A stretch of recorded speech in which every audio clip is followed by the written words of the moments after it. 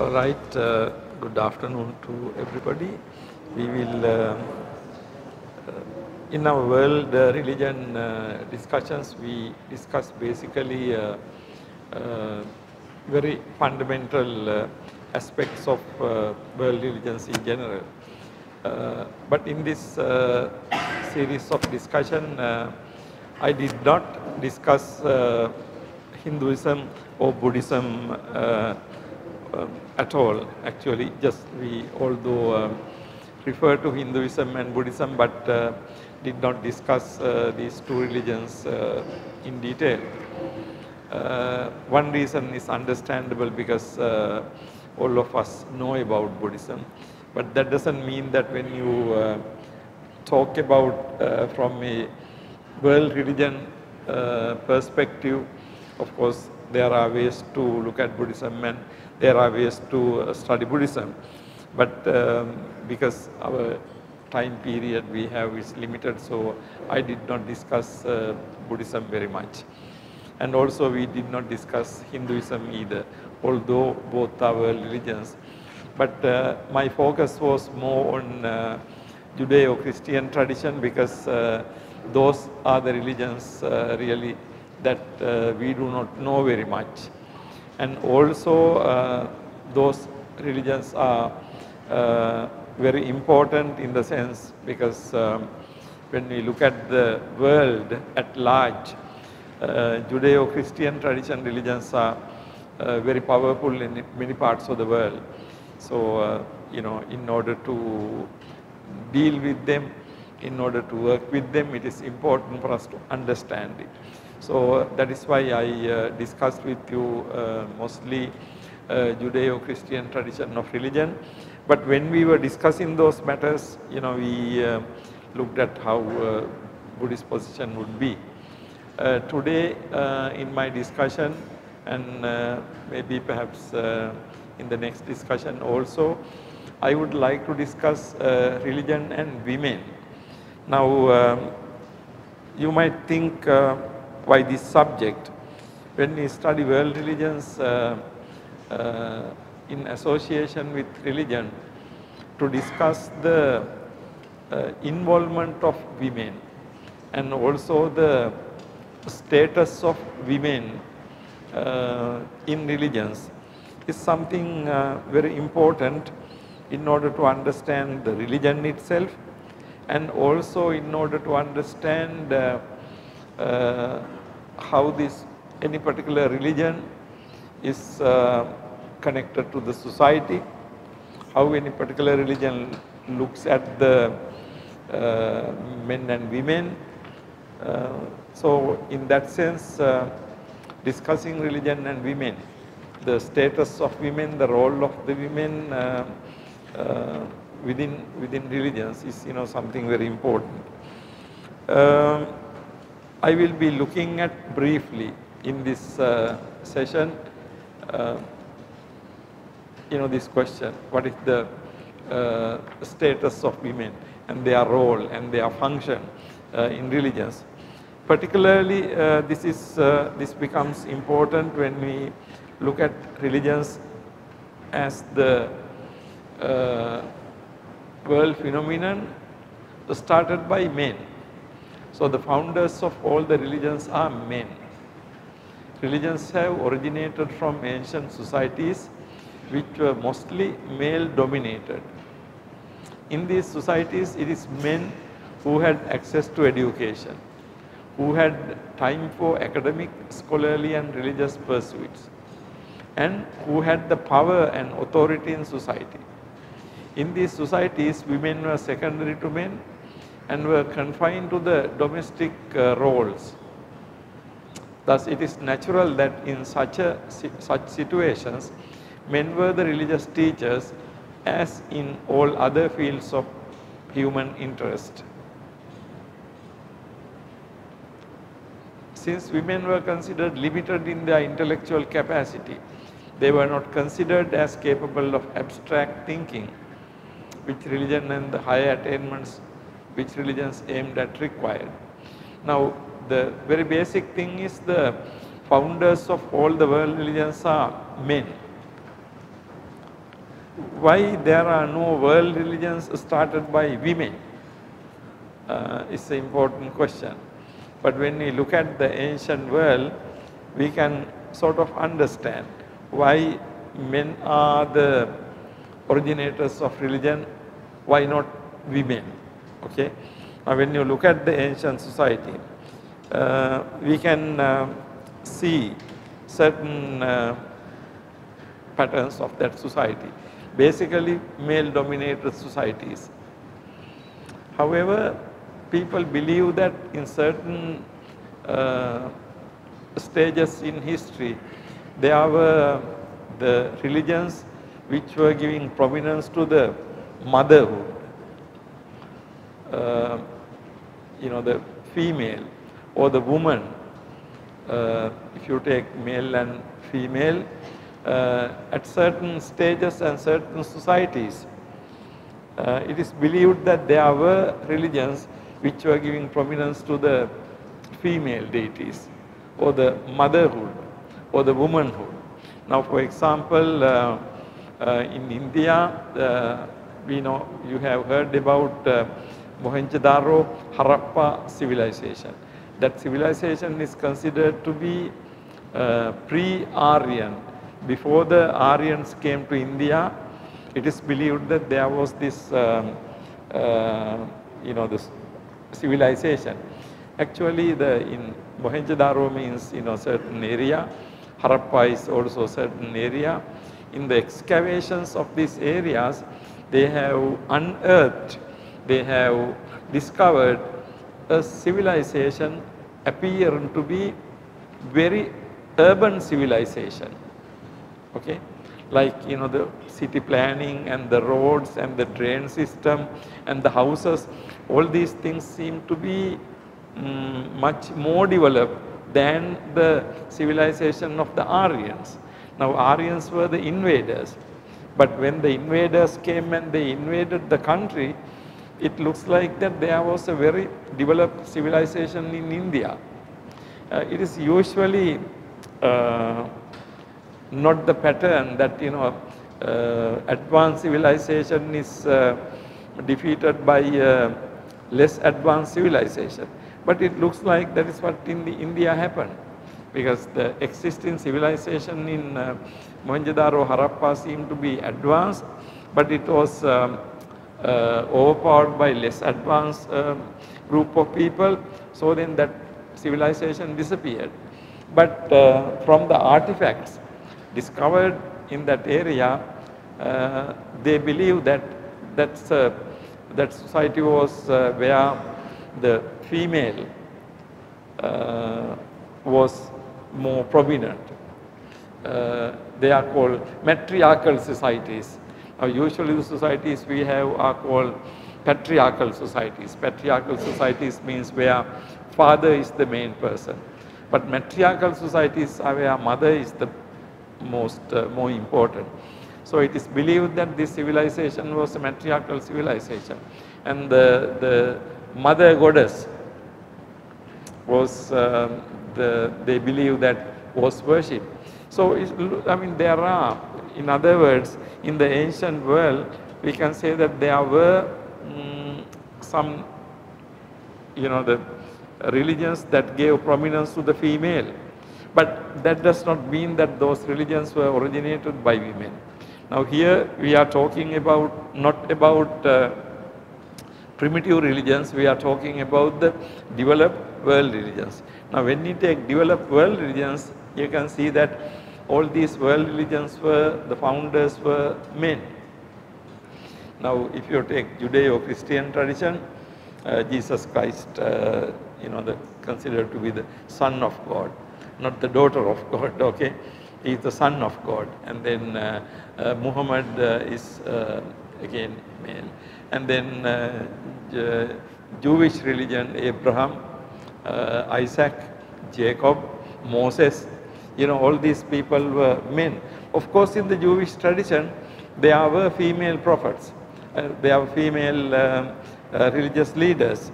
But then, of course, they were not as prominent as Abraham and Moses in the Jewish religion. So, in these religions you can see that it's a male dominated religion. Now one reason for that was the social system.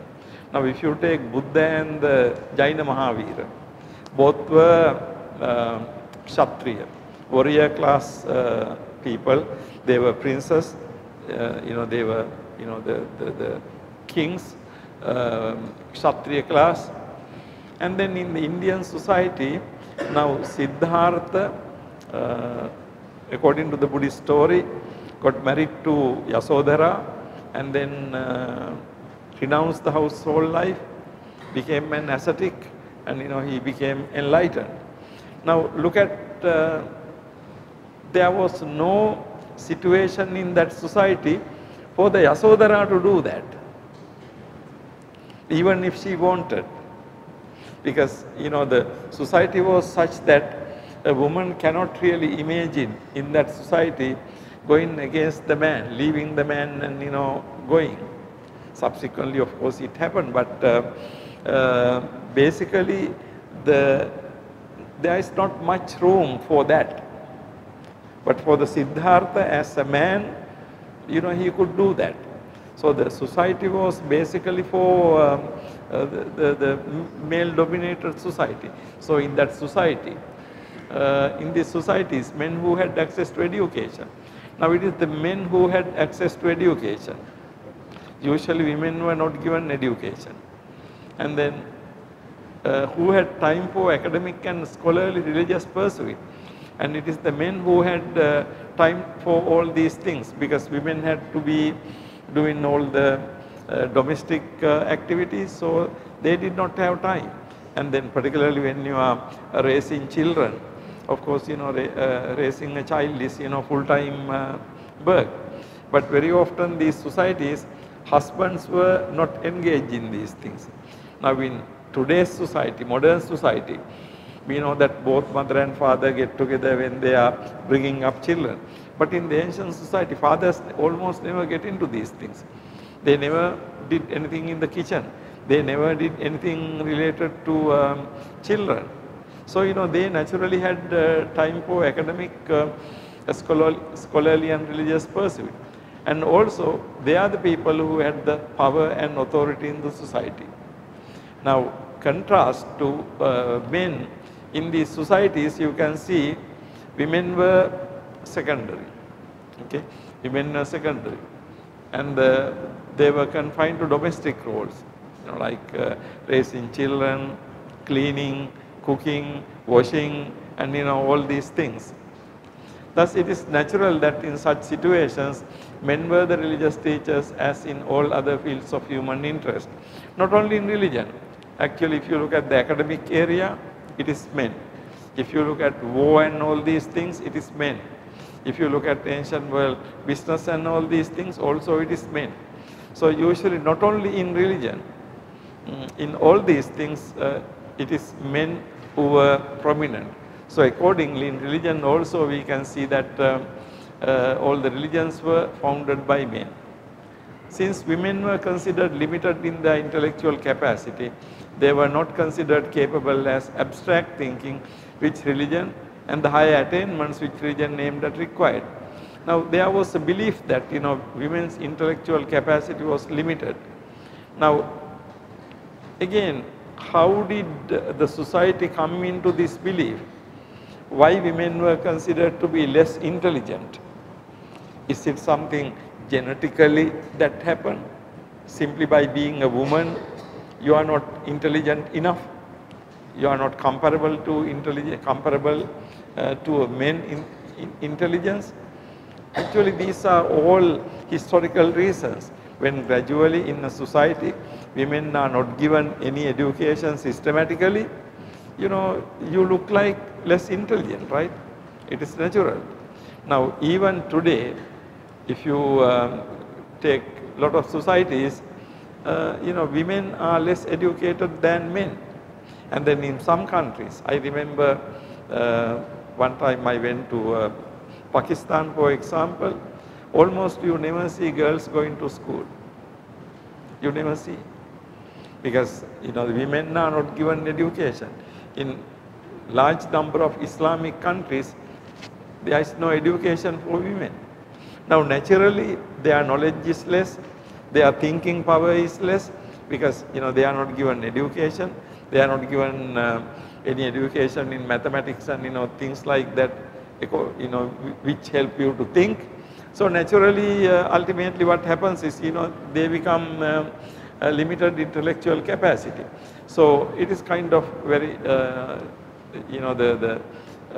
unfortunate to see that, but of course the connection between the two. On the one hand, women were not given education, and as a result then finally you consider them to be incapable of higher religious attainment. So this was basically the reason. So when you look at religions in the world, all religions are men oriented. Consequently, in a discussion on religion and women, it is important to focus on the status and the role of women in religion. Some features common to all religions in relation to women are: number one, elevating the status of men over that of women; the stricter sanctions against women; promoting submission of women to men. Okay. Now, discussion on religion, we have to think about status of women in religion and also role of women in religion. What is the status of women? What is their condition? So number one is status of women religion, and also the second is role of women in religion. So the status and the role, these are the the two things that we are going to mainly looking at in this discussion. So what is the status of women in religion? What is the role? What can they do in religion? Some features common to all religions in relation to women now. Now we are discussing basically Buddhism and Hinduism, Jainism on this part, and also Judaism, Islam and Christianity on the theistic the aspect. Now whether it is theistic or not, these are common to all religions, elevating the status of men over that of women. So in all religions, including Buddhism, you can see that the status of men is elevated, okay, than that of women. So the women's status is lower than that of men. So you find this in every religion. And then stricter sanctions against women. Now if you look at women, you can see that women have more rules. Now I think another good example is in the Buddhist tradition. The bhikkhus have 200 how many? Okay, odd rules, and also 300 plus rules for women. So more than about the 100 rules are more. So you can see more rules are women. So less rules are men for men. Now that you see in the Buddhist Vinaya, and also you see in other traditions also the same thing. So stricter sanctions against women, and promoting submission of women to men, and also submission of women to men. Like women have to be docile, and also below, and also under the guidance of men. So these characteristics are common to all religions. Every religion, all religions, you see these characteristics. Okay. Now, contemporary feminists have been active to gain equality of status for women within religions. The hierarchy of religions have been male dominated all the time. The feminists have noted the suppression of women in religions, and consequently have emphasized the need for equality and freedom within religion.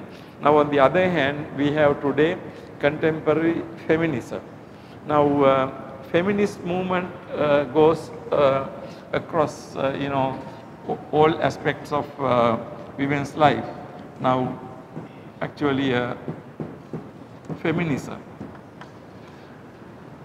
feminism means the philosophy on the one hand, also this organization of women, and also the philosophy that promotes the women's right, okay, women's rights, and also the freedom and equality of women in politics and economics and in all these fields. Now in religion also, contemporary modern feminists have written quite a lot on this issue, particularly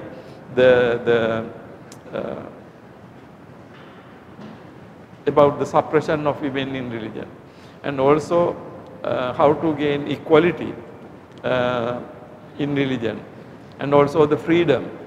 Because if you look at religion, you can see that a lot of religions, particularly if you look at Judeo-Christian tradition of religions, you can see that women were always suppressed, and then they were always under men.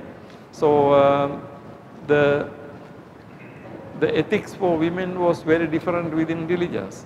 Basically it was marked by this hierarchical structure. So in Christianity you have Pope, and then Cardinal, Bishop, and then the priest. But in Roman Catholic tradition, you still have that hierarchical structure. There are no women in that actually. Women now, of course, they are, but they are occupying a very low position. Not any type of, there are no women bishops or cardinals, or Pope is unimaginable. Okay. Now you can see these things, across religions. Now, according to Buddhism, we say that a woman cannot become a Buddha, right? So in order to become a Buddha, woman has to be born as a man. So I mean, we can discuss these things in detail later. But generally what you see is, you see that there is always the big gap between men and women. Okay. So if you take the religious hierarchy, you don't have women. Now feminism is one philosophy, and also organization that the fight, what they consider to be discrimination against women, and also they fight for the equality of status of women, and also they fight against the suppression of women. So these the organizations. So on the one hand, we have religions treating traditionally women in one manner, and also we have the feminist organization, modern organizations that discuss these matters. So in our discussion, we will be looking at both these things. Okay. Now feminist organizations started in the West in the actual end of 18th century. One of the key thing was the what is called universal franchise, that the right to vote, because for a long time the voting was only for men, it was not for women. Now for a long time, now you know that in ancient Greece, Athens city, where they believe that democracy started. So the idea was that in this city democracies, all the citizens get together and make collective decisions. However, all the citizens did not include women and slaves. Okay. In the ancient Greek society, slaves did not have voting power, and also equally women did not have voting power. So although we say democracy started there, the democratic voting was not for women. They were not considered to be citizens in that sense, even in Athens. Okay. So you can see many places in the history of world, you can see how they treated women in this manner. So it is important for us to look at what the feminists think about these things also. Okay, so now when you take Indian religions, in Indian religions, Hinduism, Jainism and Buddhism, women are considered as weak-minded, deceptive, fickle, treacherous, and except in Buddhism also as impure. Now, you know, this is generally the women are depicted in this literature, Hindu literature, Jaina literature, and also Buddhist literature. Women are depicted as weak-minded, deceptive, fickle. Fickle means, you know, the mind changes often, treacherous, they are bad, and also impure, unclean. Now both in Hinduism and Jainism you have this aspect also. Now this is a general view about women. Now if you look at the Jataka stories, in the Jataka stories you have women being presented as dishonest, bad. Now there is a very famous stanza goes like Sabbe Nadi Vankagata, Sabbe Kattamaya Vana, Sabbithiyo Kare Papang Labhamana Nivatake. Sabba Nadi Vankagata, all rivers go crookedly. Now the idea is that crooked means there, of course, if you look at a river goes, you know, crookedly. Now the crooked behavior means not straight behavior. That means dishonest behavior. The behavior is not honest. So Sabba Nadi Vankagata, Sabbe Kattamaya Vana, all the forests are with Kattamaya can be interpreted in two different ways. All forests are fraught with dangers. Sabbe Kattamaya Vana. So like manner, Sabbithiyo Kare Papang Labhamana Nivatake. All women will do bad things if they get a chance. Now, you know, this is a common characterization of women in Jataka stories. Of course, somebody can say Jataka stories are more Indian stories, you know, they are not really what the Buddha said, you know. That is one way. But on the other hand, Jataka stories are given to us as what the Buddha said. Okay. So there are not only this particular Jataka, there are many Jatakas that making, you know, the very sweeping statements about women's situation. Women are considered to be bad and weak and fickle-minded and so on. So are we to say that, okay, this is the Buddhist view? Or is that only in the Jatakas? Now, when we look at the Buddhist literature, Buddhist discourses, of course, there are many places where Buddha refers to the status of women and the characteristics of women. But basically, in all three Indian religions, you can see that women are considered to be lower. Okay? In Hinduism, if you take particularly, although there are such powerful female deities as Kali, Durga and Shakti, the state of ordinary women is very low. They are kept under authority of the husband and confined to domestic chores and childbearing. And Hinduism famously says that women do not need any specific religious rite other than serving her husband faithfully to be born in heaven. Now, in the Manusmriti, you know, these things come in the Manusmriti and other similar texts.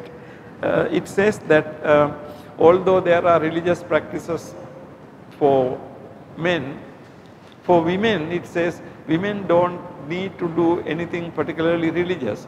If they really obey their husband and serve for them in their whole life, that itself will be enough for them to be born in the heaven.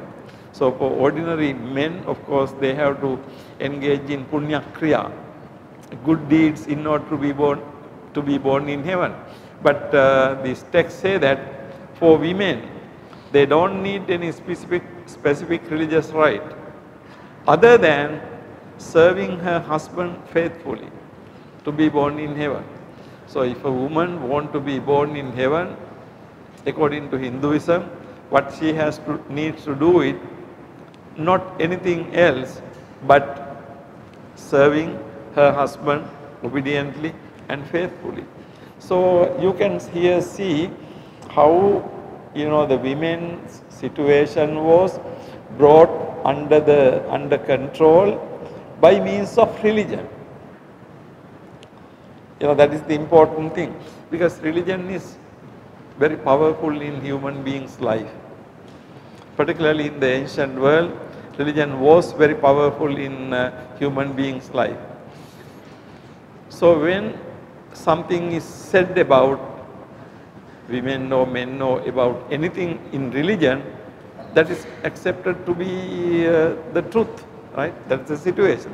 So here when you have this kind of statement, you can see that suppression of the woman has been justified on the basis of religion. Okay, so that is what usually happens. And then when we move on further, Hinduism equally famously holds that a woman must never be allowed to be independent at any stage of her life. At the childhood, she must be under the protection of the father. In the youth, she must be under the protection of her husband. And if the husband departs, passes away before her, she must be under the protection of the son. So this again is another very strong and also interesting statement in Hinduism. It says that a woman must never allowed to be independent. Na stri swatantra marhati. A woman does not deserve to be independent. Now it says that when a woman is small child, until she gets married, she has to be kept under the father. And once she gets married, she is under the husband. And if the husband passes away, then the woman is under her own son. So in all three stages in human life, as a child, she is under the father. As a wife and a young woman, she is under the husband. And as an elderly person, she is under her own son. So ultimately it says that a woman does not deserve to be independent. And so this is something very interesting, because on the one hand, in the Indian tradition, we can say good aspect of this is women were never without protection. Now that is a good part. Okay, in that culture, of course, we have to understand this in both ways. Now, one good thing was a woman was always protected. She was protected by her father. She was protected by her husband. She was protected by her son. So that is a good part of that. But the bad part of that is actually she was protected means she was under the power or the rule of these male. Father, husband and son, all are males. So she was kept under the protection of the males. So you can see in these cultural practices, there can be both good and bad. Now in some societies, of course, the women are not under anybody. They are not even being taken care of. But in these societies, in the Indian society particularly, even today, like the woman is under the protection of father, husband or brother. These are very, very important social traditions. Sometimes the husband or father or brother can even sacrifice the life in order to protect their husband, protect their mother or sister or wife. So, there is also a good aspect of that too. However, the bad aspect is that actually women were not considered to be worthy of independence. So that was a negative thing, because the idea was that a woman, if you give her independence, the freedom to do on her own, then of course she will mess it up. So the idea was that. So now you see here, they were kept under the protection. Even though a man can remarry after his wife's death, a woman is not allowed to do so. There was a tradition called Sati Puja, or sacrificing one's life in the funeral pyre of the dead husband. If the husband dies before her, a woman's life is bound to be extremely miserable. Now, if you look at the family life according to Hindu religion, if wife dies before the husband, texts say that husband can get married again. He can remarry. However, if husband dies before the wife, according to Hindu tradition, the wife cannot really get married. So at some point, of course, not everywhere, we hear about this practice called Sati Puja. Sati Puja means, when your husband's body is burnt after the death, the wife is also, burn herself in husband's funeral pyre.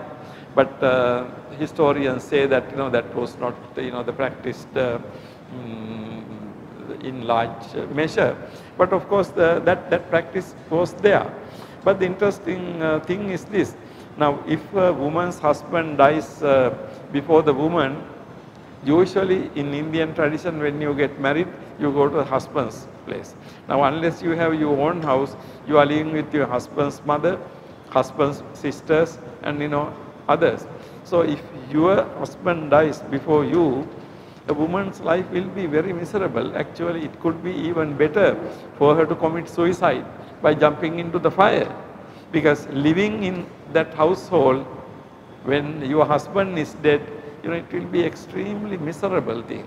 And you cannot get married again. And then very many women ultimately end up spending very miserable life. And some women become prostitutes. There was a very interesting movie several years ago by very well-known producer. The name of the movie is called Water. Now, if you can see that movie, Water, you can see this tradition in India. So, up to very recent time, the widows were not allowed to remarry. Now, that law was changed by the English people in the beginning of last century. But up to 1930s, like even less than 100 years ago, the women could not get married. And then once your husband is dead, your life is over. You have to either go to a common house with other widowed women and, live a miserable life. And then that story is very interesting. If you can see that, that says quite a lot about the situation of Indian women. If your husband dies, before you. So, but if wife dies before the husband can get remarried. So, this is usual situation. Now, here you see in Hinduism, the situation of ordinary woman is this. Before moving into Jainism, when we talk about Hindu tradition, you can see that it is extremely traditional society where the difference between husband and wife is, very, very wide. And also the woman's life is basically for household things and, raising children. Now, getting married and having children, particularly male children, is something very important in Hindu way of life. Because when you pass away, it is only a son can really properly transfer merits to you in your next world. So therefore, Hindu people consider getting married and having a son, not really a daughter. Having a son is, something to be very important. Okay, so getting married. So if you can produce a son to your husband, okay, you are a good wife. But there can be situations where sometimes women don't give birth to children. In the ancient world, it was always interpreted as woman to be barren. But today we know that it is not only women. Men can also be barren. Sometimes you don't have children, not the woman's fault, but because the man's fault, right? But popularly we say whenever you don't have children, it is the woman's fault, okay? But of course it is not the case, we know it today. But in the ancient world, of course, if you knew that, if you don't have children, the fault was always attributed to women. So if the woman doesn't have children, again, her life can be very miserable. And also the man can bring another, the second wife in order to have male children. So, like that. Now, there is so much in the Hindu tradition, things are changing actually very, very slowly in the Indian tradition. So you can see that women are kept in a very low position. And the men were supposed to be studying, scholarly, all these things were open for men, not for women. For the women, it is quietly domestic life, lived under the protection and patronage of the husband. Of course, today, these things are changing gradually. Okay, today these things are changing gradually, but this is the basic thing, basic situation. Okay, so this is what when we think about the Indian, particularly the Hindu tradition. Now we will look at Jainism. According to Jainism, a man is born a woman as a result of bad behavior. A woman can be born as a man if she lives a good life without deception. Digambaras hold that a woman cannot attain liberation. She has to be born as a man to achieve liberation. Shwetambaras believe that women can attain liberation. In Jainism, women form an important part as nuns, samani, and householders who support monks and nuns. In particular, Jaina household women are very important for welfare of the monastic community because it is the duty of the woman to prepare the meals of monastics in accordance with various dietary rules and restrictions. Now, this is the basic situation in Jainism. So, according to Jainism, now Buddhists also have this belief. According to Jainism, a man will be born as a woman if the man does behave wrongly. Okay, so the man is born as a woman as a result of bad behavior. If a man behaves badly, he will be born as a woman. A woman can be born as a man if she lives a good life without deception. Now, if she lives a very good life, a woman will be born as a man. Now, the important thing is this. In either manner, to be born as a woman is a result of a bad karma, right? So the man can become born as a woman if man is doing bad karma, and by doing good karma, woman can become a man. So the basic idea is that according to Jainism, if you are born as a woman, of course, that is because of your bad karma. So the compared to men and women, woman's birth is considered to be, the disadvantageous. Now, when it comes to the realization, Digambaras hold that a woman cannot attain liberation. Woman cannot attain liberation. She has to be born as a man to achieve liberation. Shwetambaras believe that the women can attain liberation. Now, what is this? Now, according to Jaina belief, a woman cannot be what they call Siddha. We came across these terms when we were discussing Jainism. So, according to Jainism, Siddha is a woman, Siddha is a person who is successful or who has achieved liberation. That is what called Siddha. The word Siddha means accomplished. So, you are an accomplished person, or you realize the ultimate realization and become a Siddha only as a man, not as a woman. So, the traditional orthodox Jaina belief is, woman cannot do that.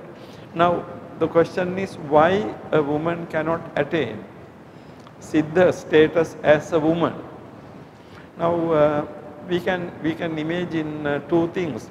One thing is Jaina to have believed that there is some kind of intellectual, the problem in the capacity of women, okay, intellectual capacity of women. So a woman cannot attain Siddha status because she is incapable. Intellectually she is incapable. Now also we can see another reason. They seem to have believed that women were physically not really up to that. Okay.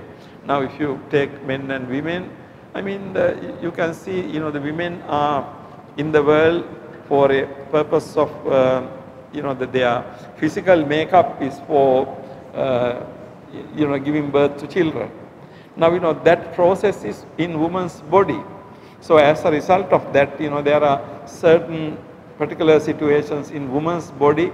These things are interpreted as unclean or impure in many societies. Now Jainism is another example for that. So for two reasons. One thing is they believe to be intellectually women are inferior, also physically they are inferior to men. So these are the reasons that Jainas consider women cannot attain. Now Jainas are divided on that. Digambaras, naked ascetics, who are considered to be the more traditional and more faithful to Jaina Mahavira's teaching. They say that women cannot attain liberation. Okay. But Shvetambaras believe that they can. But on the other hand, if you look at Jaina society, like in Buddhism, Jaina religion also there are 4 groups. In Buddhism we say Chatu Parisa, 4 groups, Bhikkhu, Bhikkhuni, Upasak, Upasika. In a similar manner, in Jaina tradition also there are Samana and Samani, like Bhikkhus and Bhikkhunis. And also there are Upasakas and Upasikas, householder.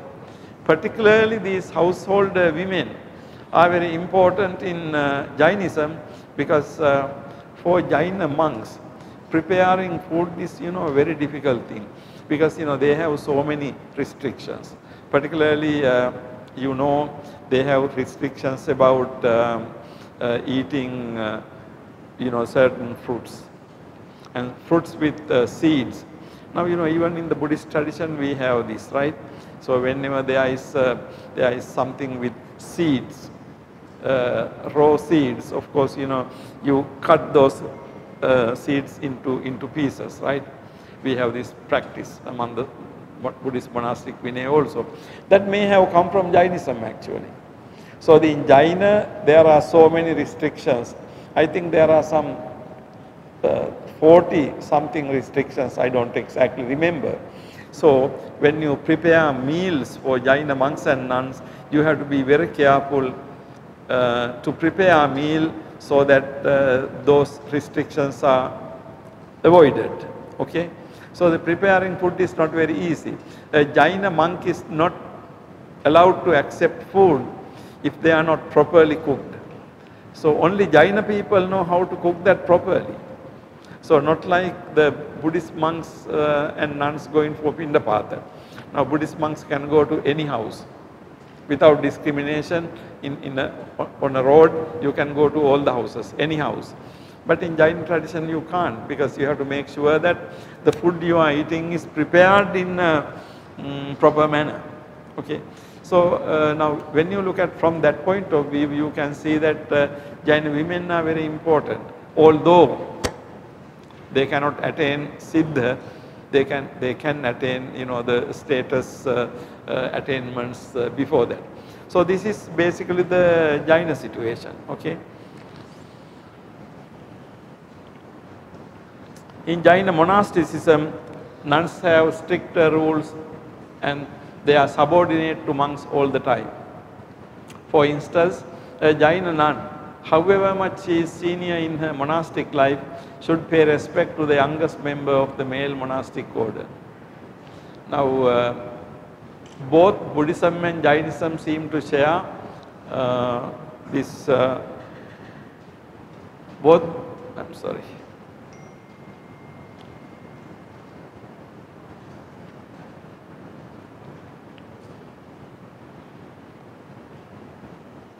Both Buddhism and Jainism seem to share this practice of subordination of nuns. In Buddhism, it is one of the 8 weighty phenomena, Atta Garu Dhamma. Now look at this. This is something very interesting because this is commonly you find in both Jainism and Buddhism.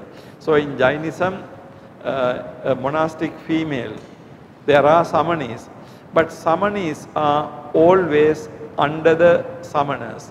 Okay. Now, samani can be very old in her age and also very old in her practice, but samani is under the samana. So, if a samana who became a samana on that very day, that Jaina samani, however much she is old, she has to respect. So, however much she is senior in the monastic life, should pay respect to the youngest member of the Jaina monastic order. Now, you know, this is something very interesting. In the Buddhist tradition also we have this situation. Like, you know, Attagaru Dharma. Buddha gave Attagaru Dhamma to Mahapajapati Gotami. Mahapajapati Gotami accepted Attagaru Dhamma. Now, in the Attagaru Dhammas, the one condition is that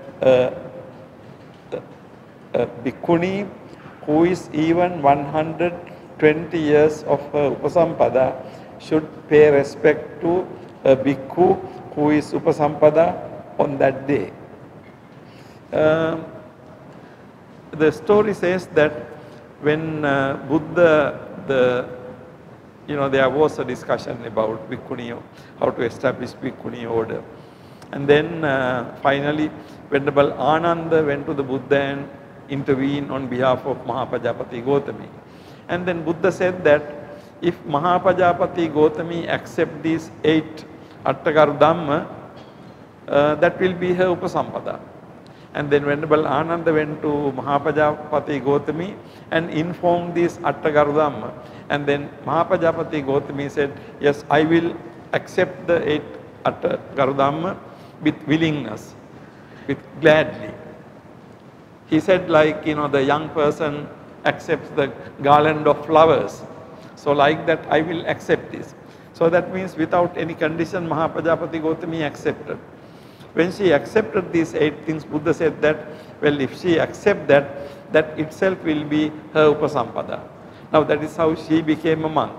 Now when she became upasampada nun, all the other bhikkhunis were included into the bhikkhuni order by Mahapajapati Gotami.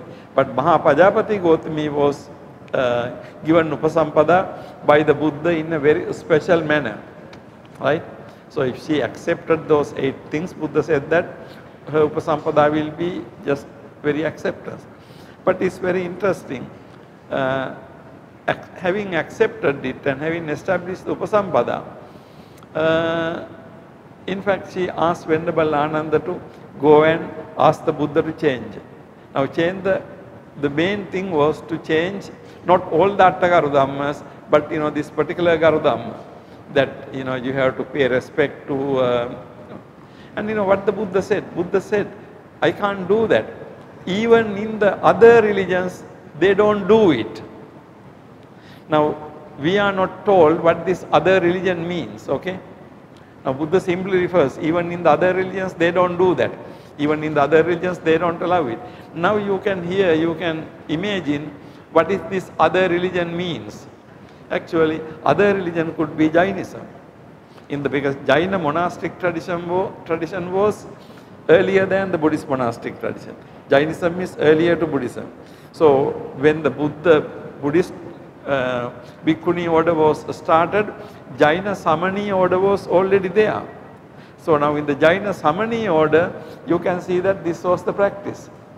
So if you are a Samani, you are always under the Samana. So that is why Buddha seemed to be saying to Venerable Ananda, how can I do that? I don't do that because even other religious traditions don't have that kind of practice. Actually Buddha was, by other religious traditions, I think Buddha was referring to Jainism. So both Buddhism and Jainism, you have this practice. Now, before moving into the Abrahamic religions, actually if we look at Buddhism, Hinduism and Jainism, these three Indian religious traditions, in the three Indian religious traditions you can see the status of woman was quite questionable, and also clearly it was below the status of the samanas. On the one hand, both Jainism and Buddhism has bhikkhu, bhikkhuni, upasaka, upasika, all four groups. But the status of bhikkhu and bhikkhuni different from status of upasaka, upasika, and then the status of bhikkhuni is different from the status of bhikkhus. But when you take upasaka and upasika, male and female ordinary people, in Buddhism there is no distinction. But bhikkhu and bhikkhuni, you can see there was a distinction. Now the question is, why Buddha had to make this kind of distinction? What is really the Buddhist position? Does Buddhism consider to be women inferior in some sense to men? How do we decide that? Now, one thing was in the Hindu tradition, then also Jaina tradition, we can see that they believed that women were intellectually inferior. That is why women cannot become siddha. But when you look at the Buddhist tradition, we know that the women were not considered to be intellectually inferior to men. Okay? Now, when Buddha refused to establish Bhikkhuni order, Venerable Ananda had a very crucial question from the Buddha. The question was, Venerable Ananda asked whether a woman is unable to attain, realize nirvana in this sasana. Now what was the Buddha's answer? Buddha said, no, she can attain nirvana in this sasana. Now, which shows that there is no difference between intellectually between a man and a woman, right? So when Venerable Ananda asked this very crucial question, cannot woman become an arahant in this asana? Buddha says, no, she can. Then Venerable Ananda asked, then why not Bhikkhuni asana? Looks like that Buddha did not have an answer. Because Venerable Ananda's question was, so crucial. The implication of the question is this: if there is no intellectual difference between man and woman, if women can also realize nirvana, why not the Bhikkhuni asana? Why not? So this was the question. Actually, according to my own thinking, my own understanding, the story looks like Venerable Ananda shows to the Buddha that women can realize nirvana. So do you think that Buddha did not know when he said that no to the Bhikkhuni asana? I mean, when he was reluctant to establish Bhikkhuni asana, you think Buddha did not know that women can become arahant? No, Buddha knew that women can become arahant. But why Buddha was reluctant to establish Bhikkhuni asana is not because he did not see that women can attain nirvana. Actually, there were other reasons.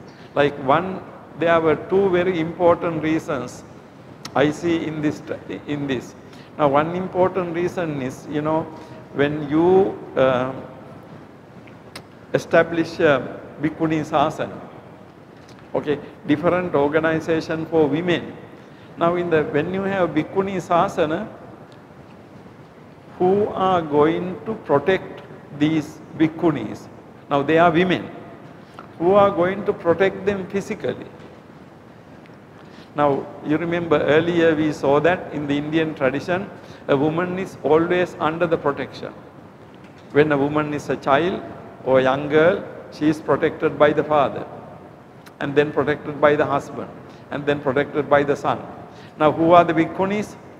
Bhikkhunis are leaving behind the household life, leaving behind the husband or father or all these people and come and join the Bhikkhuni order. Now Bhikkhuni order is only female. Now who can protect the Bhikkhunis?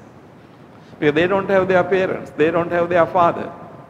And actually maybe in some cases father did not want them to come and become Bhikkhuni. But defying the father's will, they come and join the Bhikkhunis. So they can't expect father to come and protect them. And also some of these women may have been married. So they are coming leaving behind their husband. So the husband will not come and protect them. Now who is going to protect the Bhikkhunis? Who is going to protect the physically Bhikkhunis? Physical protection. Actually that was a very, very important question. But nobody may have thought about it. I mean, it is very easy to say that, okay, give Upasampada to Bhikkhunis. Enter them to the Sasana.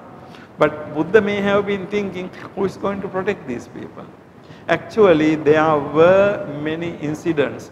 Some nuns were raped by some, the bad people. And then, because there was no protection.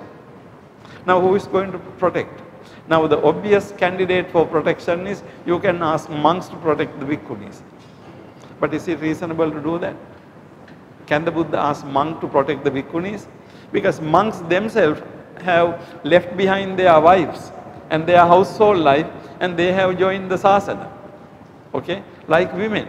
So how can Buddha ask monks to protect the women? Because they simply did not want to protect their own women, that is why they came and joined the Sangha. They became Sangha because they did not want the family life. But then on the other hand, who are going to protect?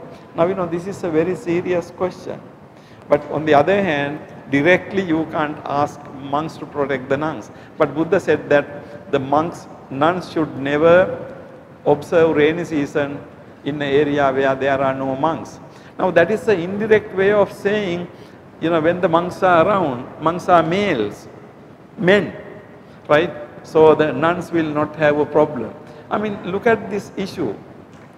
On the part of the Buddha, when the Buddha was trying to start this organization, how can Buddha start the organization as a responsible person without really looking at the physical protection of these women? Particularly in the Indian culture where women were always protected. So you take these protected women out of their family and you establish an organization, only woman organization, who is going to be responsible? If something happens, Buddha was responsible then for it. So you can see that it was really a difficult situation. On the one hand, somebody has to protect these people. On the other hand, nobody to protect them. And you can't ask the monks to do that because monks themselves have left behind household life because they did not want to engage in these things. So this was the situation. So actually that is why Buddha then had certain Vinaya rules. The nuns are not supposed to be walking around all by themselves. If they are going in a long journey, they have to go with another nun. Or they have to go with in a group where monks are also going.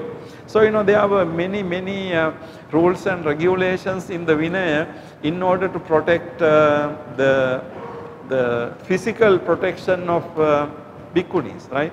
So this was one question, one issue. This has not been discussed in the text.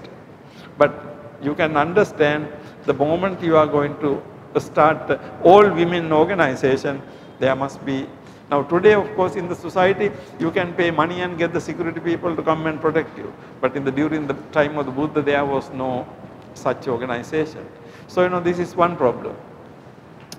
There is another even more important problem. Now, what is the meaning of monastic organization? Why does one become a monk or nun? Basically, one becomes a monk or nun in order to realize nirvana. Realizing nirvana means you clean yourself of lobha dosa moha, right? Now we have lobha dosa moha. In order to clean yourself of lobha dosa moha, you become a monk. And by eradicating lobha dosa moha, you ultimately realize nirvana. Now when we talk about the lobha, desire, now usually men have desire, the most obvious and the strong desire is men have the desire for the women.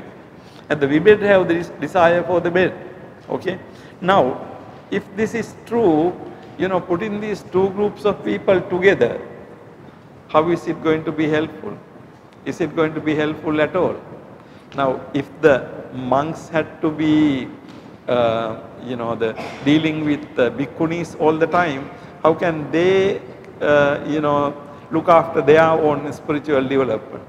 If the nun have to be, the dealing with monks all the time, how can they deal with their own lobha dosa moha?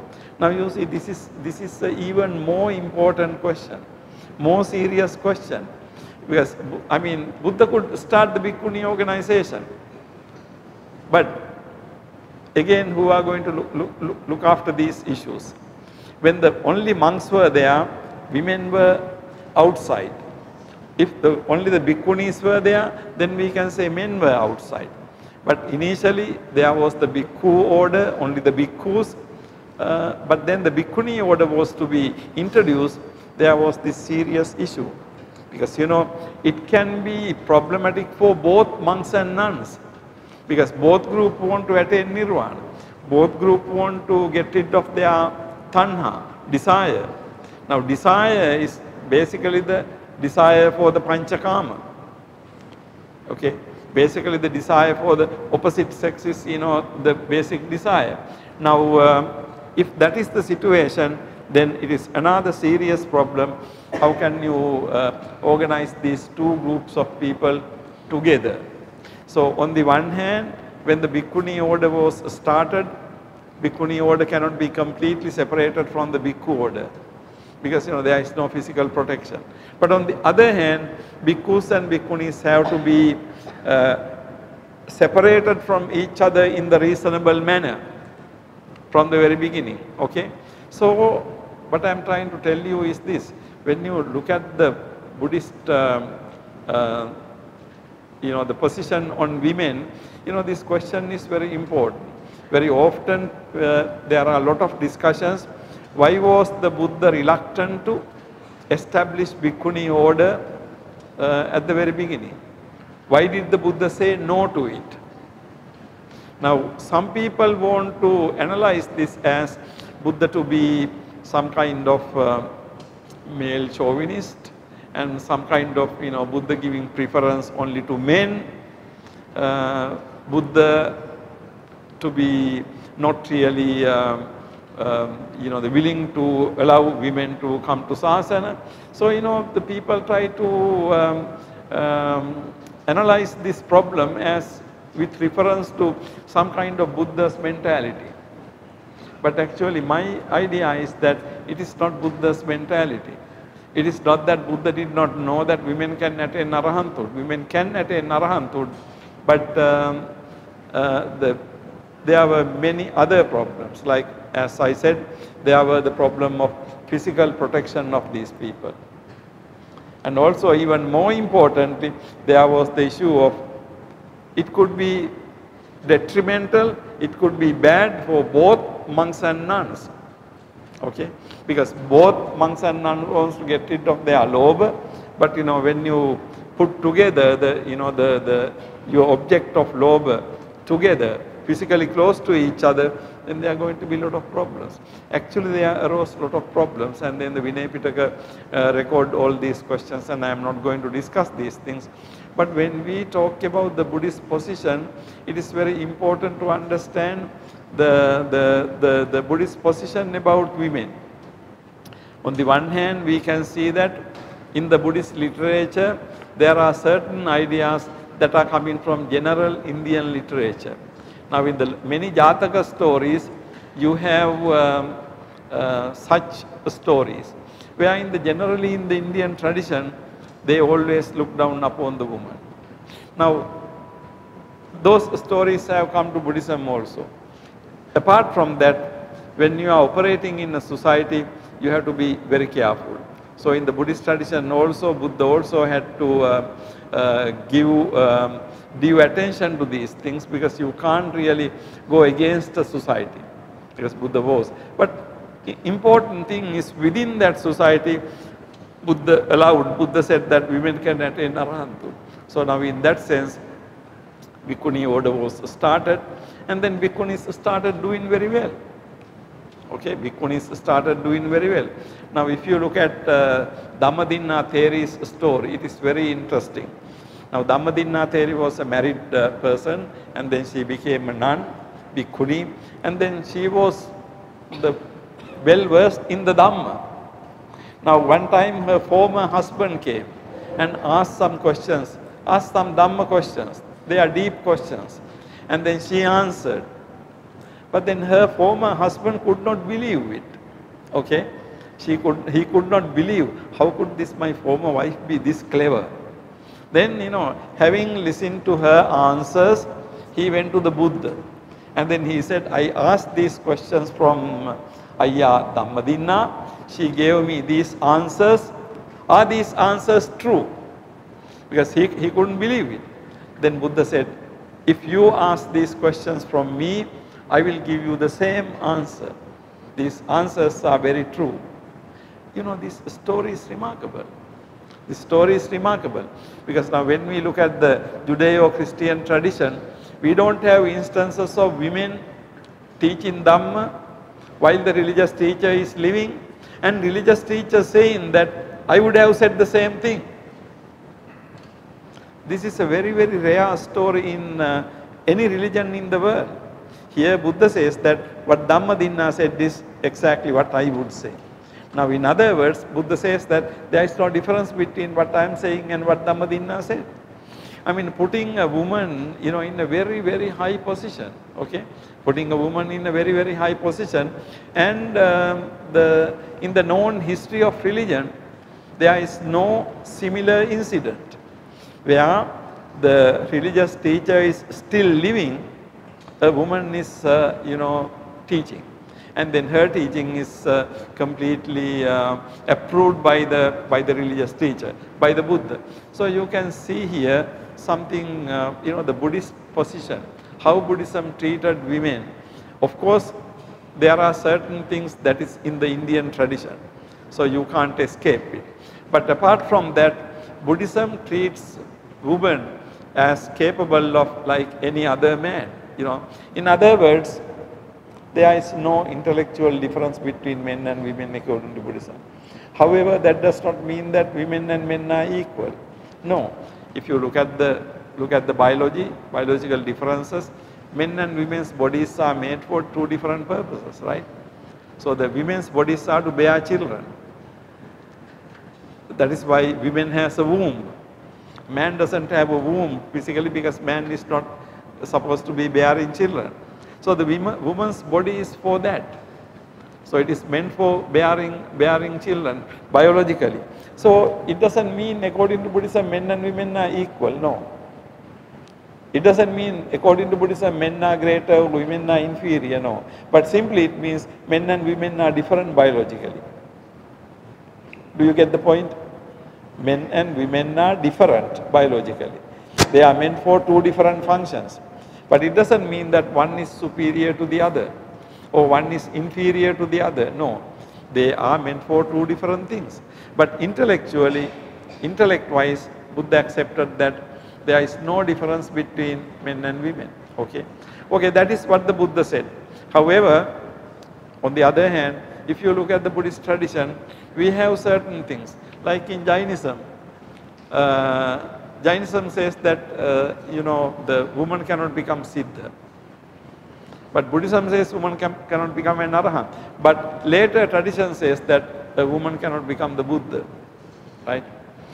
As far as I know, this particular belief is not found in the discourses. It found in the Jatakatta Katha. Okay? It found in the Jatakatta Katha.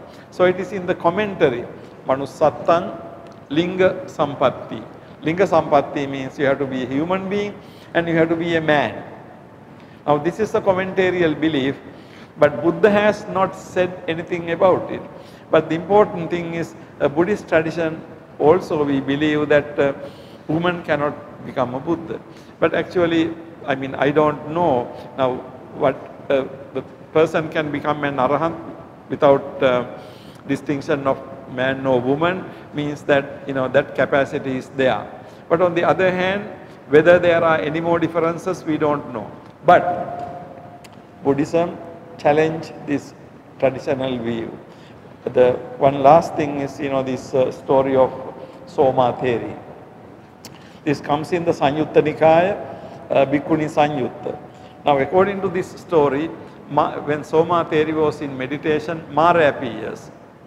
And Mara appears and says, Yang tang isihi pattabbang, thanang durabhisambhavang, natang dvangula panyaya, sakka pappotu mithya.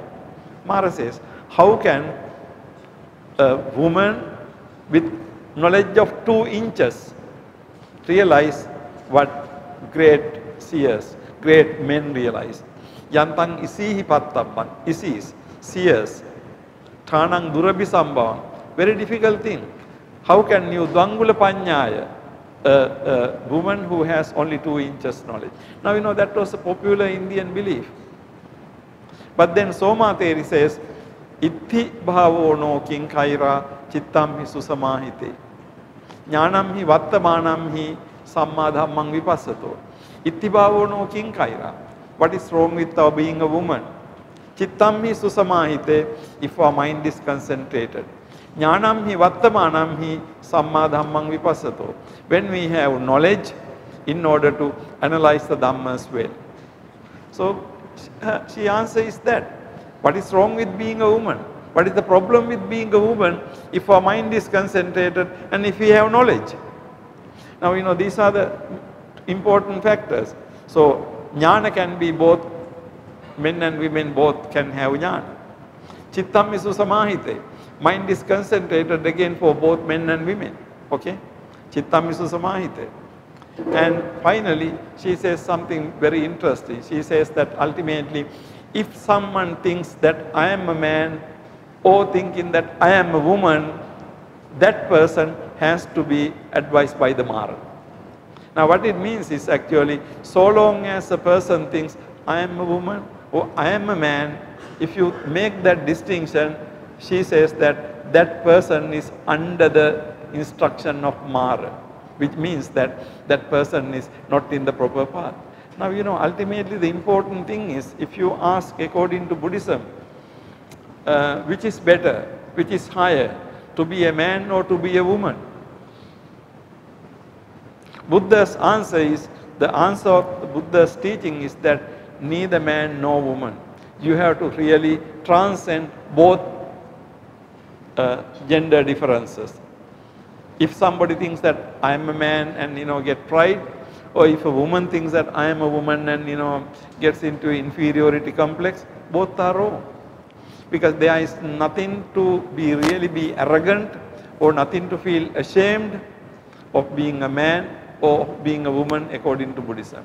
So, Soma Theri's answer, you all look at that sutta in the Sanyutta Nikaya, this is a very, very philosophical answer. Ultimately, what matters is not whether you are a man or a woman. That is not the most important thing. What really matters is whether your mind is concentrated, whether you have sammajnana, whether you have right knowledge. Okay, now this is what Buddhism would say when we look at the when we look at this from a point of view of religion and woman.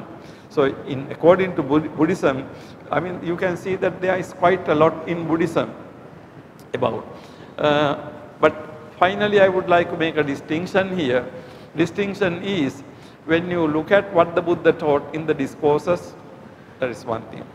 But if you look at the tradition, historical tradition, mixing with a lot of Indian things, and when it came to different countries, mixing with so many things, historical tradition is maybe different. Now, if you take Myanmar, the historical tradition is one thing, what the Buddha says is, one thing. So there can be some differences between the two, okay? Now, social historical conditions may be, we can see that like in any other Asian cultures, women are always low and men are always higher. Now, this is the situation. But the difference is, if you take the Buddhist societies, in the Buddhist societies, this difference between men and women is very much less. Not that it doesn't exist. There is a difference, but of course that difference is not very wide. say for example, as wide as you find that in Indian context, or as wide as you find that in the Islamic religious context, some of the Islamic countries. So that way you can see that the distinction there is much narrow. But it doesn't mean that a distinction does not exist. We can't say that everything is perfectly okay. There are differences, but of course differences are much less and also much narrower. Okay. All right, I think I will go into the next section, Abrahamic religions. Not today, I will go to the next day, I will look at the other section of the same discussion.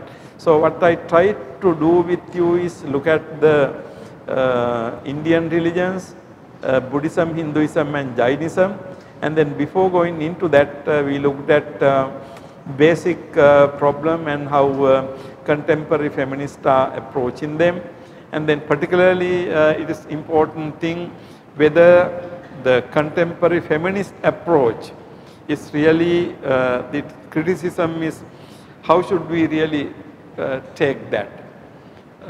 Should we accept the contemporary feminist criticism or should we look from a different point of view?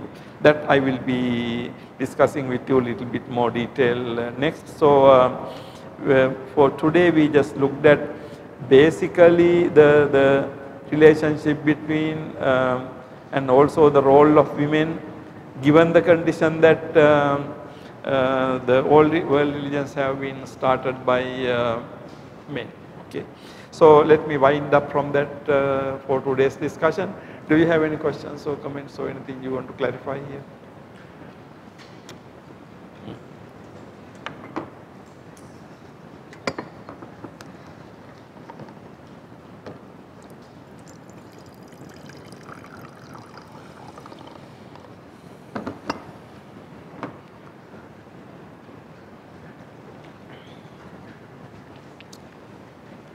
We are discussing religion and women. So how about these women? You have any questions? I mean, there are a whole bunch of women who are so silent. Okay, Reverend. I know that you guys can talk quite a lot, but although you are silent here. But yes, Reverend.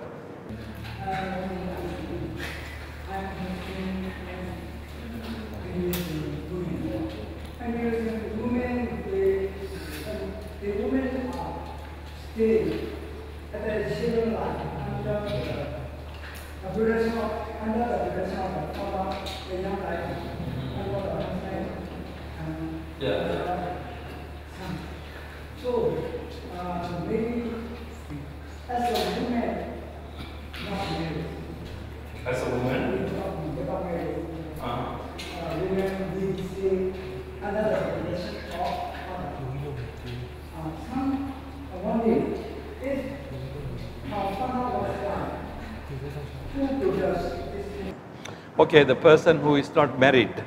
Okay, that's interesting.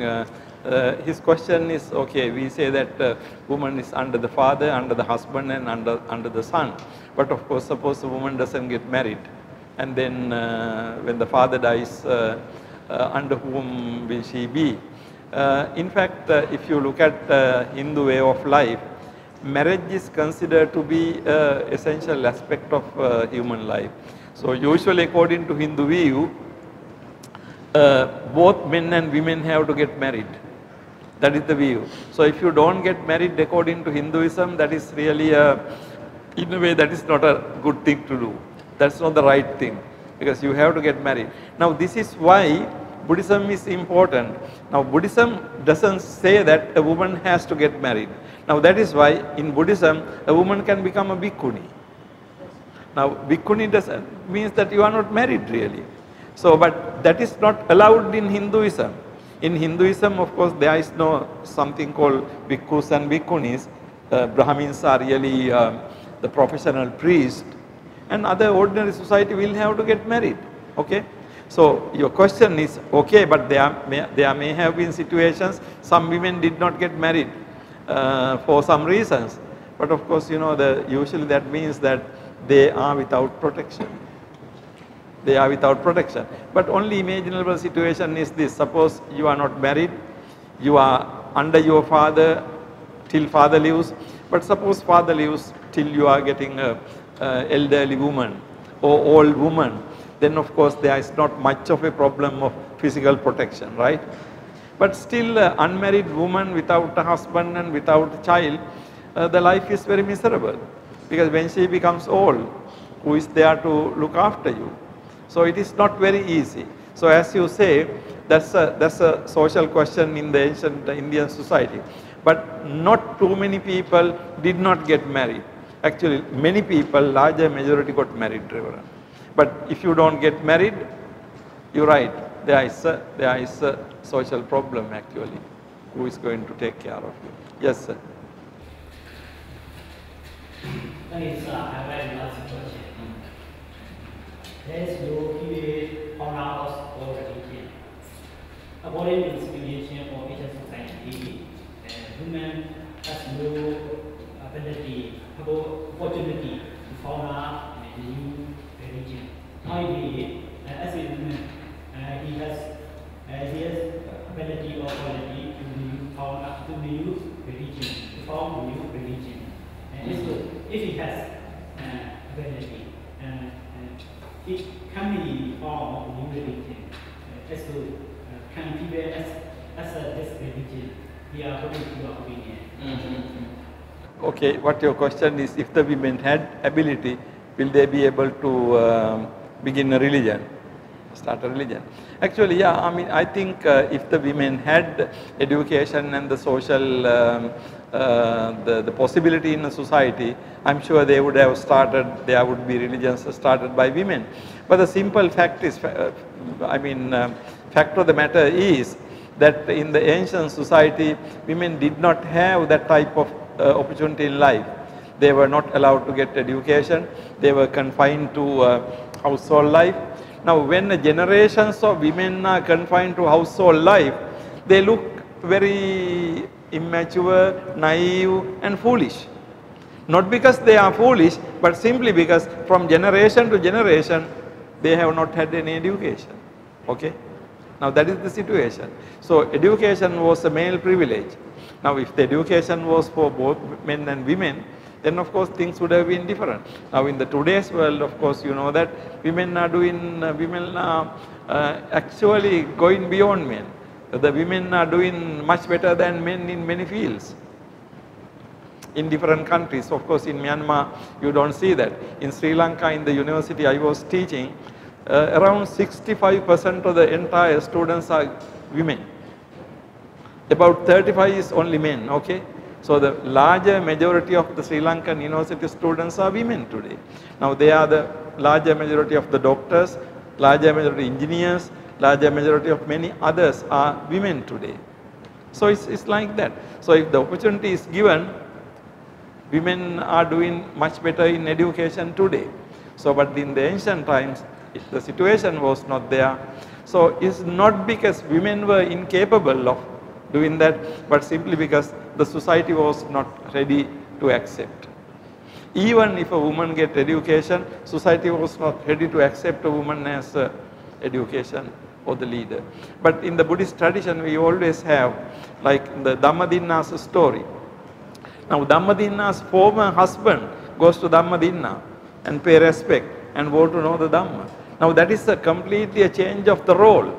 But if Dhammadinna was married and at home, husband will not be that obedient to Dhammadinna, right? But here you can see Dhammadinna became an Arahant, and then her husband coming to and sitting down and asking questions. So roles can be changed given the opportunity. Or simply it is a historical fact that women did not have that opportunity. Okay. Okay, then we will wind up for today, and then we will again meet next week for the next discussion. Okay, thank you very much.